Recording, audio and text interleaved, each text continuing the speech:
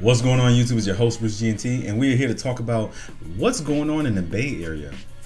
Alright, so I don't know what's going on with you guys politicians over there. I don't know, because every single time I look up is something new hitting y'all every single time. This one's a little bit special, and I'm not going to ruin it. We're going to jump right in.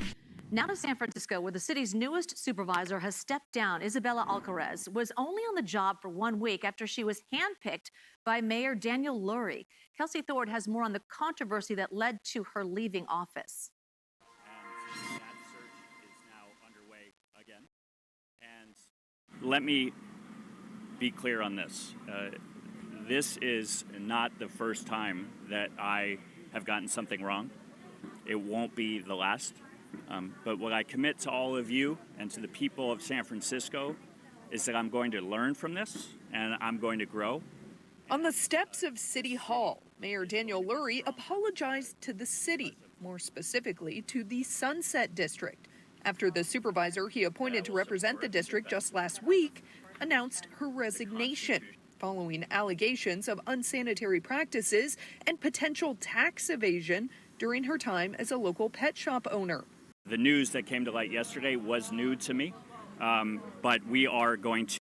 How is it news to you unless you're not doing background checks and or not like fully vetting these people? The people that you're trying to pay with taxpayer money, you're not fully vetting them. And then you're sitting up here saying, this is not the first time I got something wrong, and it won't be the last time. That's not what you're supposed to say. Not, well, at least not like that. I mean, I could be wrong. I don't know.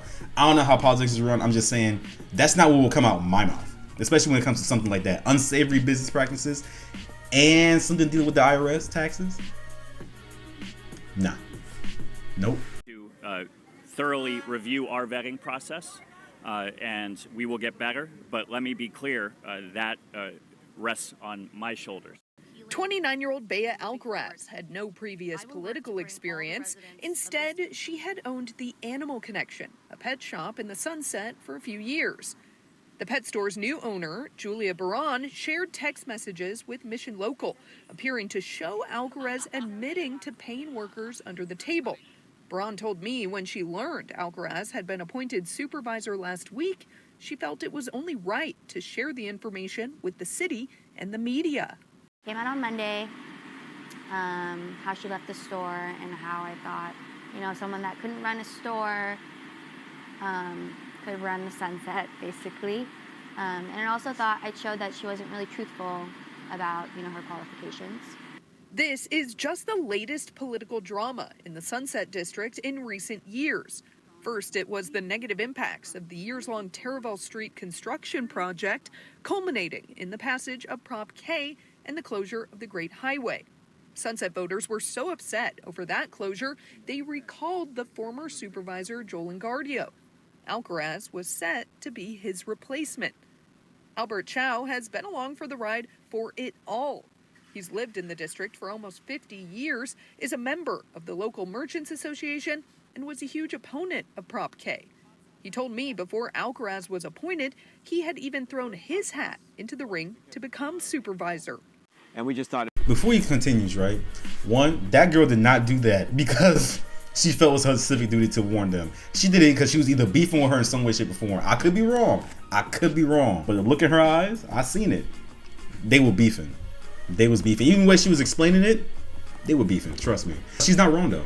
If you can't run a pet store and you're paying people on the table and you're doing some funky money, you gotta get out. You gotta get out. No.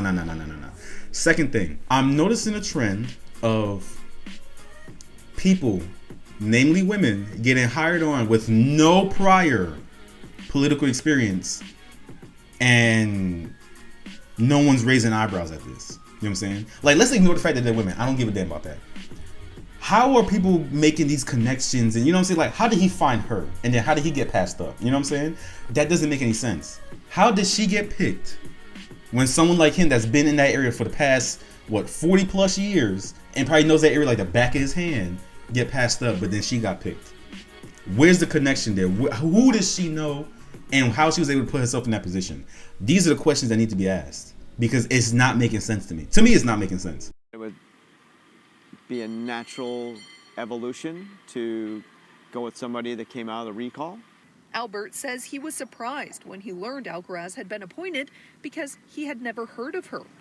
In the wake of all this scandal, he told me he feels bad for Alcaraz and just hopes the mayor does a better job of vetting candidates this second time around. I'll be looking into that shit.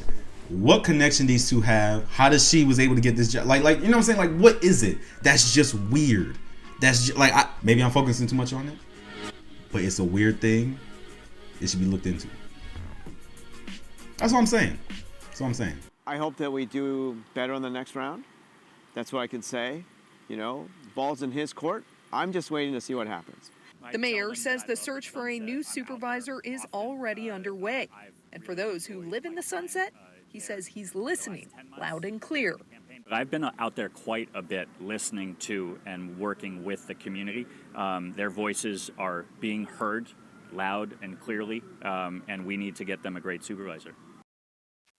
Alcaraz did release a statement saying she has spent her life serving the Sunset and she will keep doing exactly that. Look, the reason I wanted to bring this to the forefront was because I'm liking what's going on here and how there's been a slight shift when it comes to holding politicians and elected officials to task, you know, holding their feet to the fire to make sure that, hey, look, are you really here for the people or are you just giving us lip service?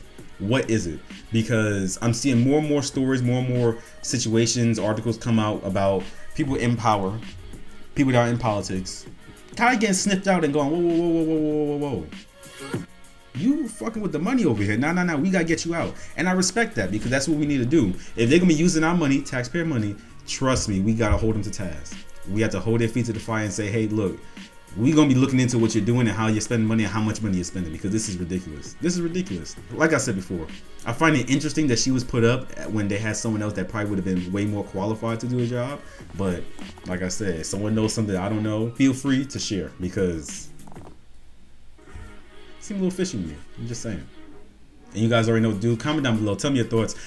If you guys have any information, let me know. If you're in the Bay Area, if you're in the San Francisco area, if you're in the area that you could just tell me what's happening, I'll be much obliged. Please share the knowledge. That's it for now. Don't forget to subscribe and I'll see you in the next one. Peace.